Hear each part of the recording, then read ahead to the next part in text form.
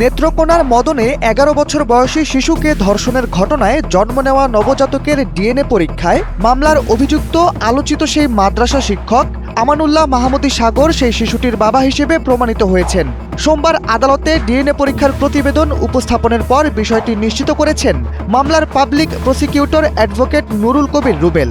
২৪ August তাকে আদালতে হাজির করা হয় এবং ডিএনএ পরীক্ষার প্রতিবেদন আদালতে উপস্থাপন করা হয়।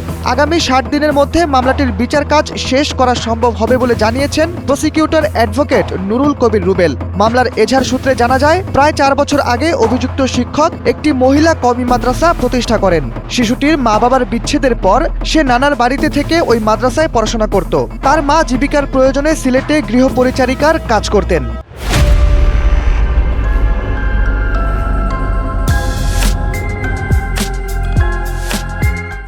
শিশুটি অসুস্থ বোধ করার পাশাপাশি তার শরীরে পরিবর্তন দেখা দিলে বিষয়টি জানতে পারেন তার মা।